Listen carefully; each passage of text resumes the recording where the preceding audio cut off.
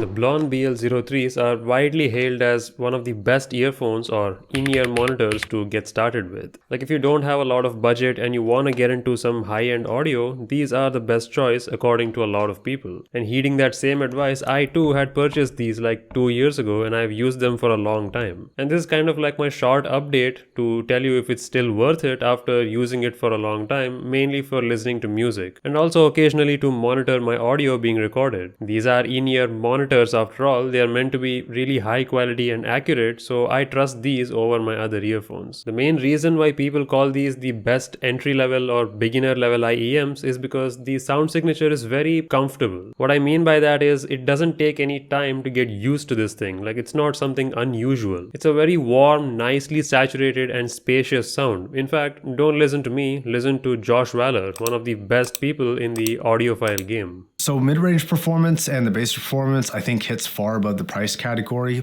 The top end of treble response is very pleasing in terms of the performance and delivery, but in terms of resolution and that finite detail, it could be a little bit better. Like with the tins, I think those have a little bit better sound to them, although the tins have always sounded a little bit metallic to me.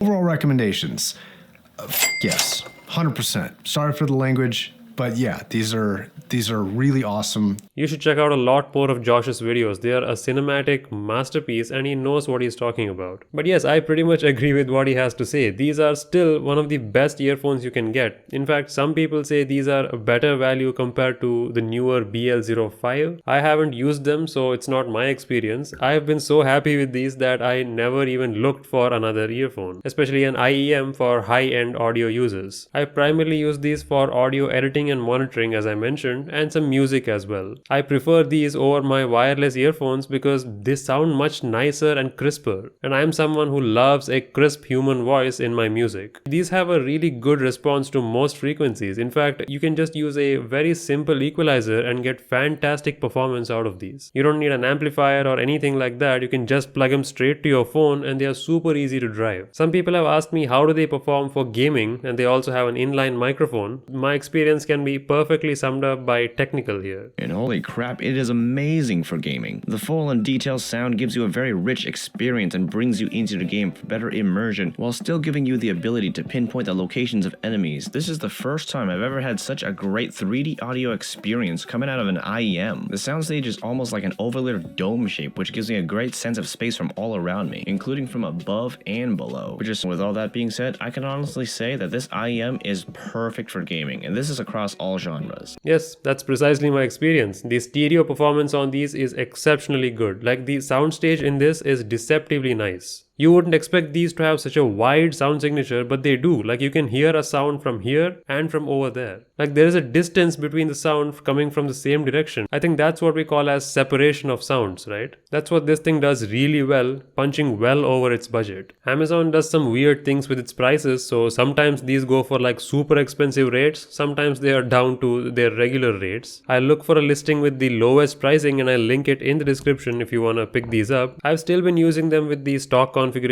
with the stock cable and stock ear tips. Some of you have asked me which is the best ear tip for these. I would recommend something like memory foam so that it stays better in your ears. But like I said, out of the box, these were so perfect for me that I never bothered to do anything. I didn't upgrade them, I didn't buy a new earphone, nothing. These were just perfect for me. These were a home run purchase. They fit snugly enough to give you enough passive noise cancellation without being uncomfortable. But if there is something I would change, I'll probably change this cable. It's a little bit rough.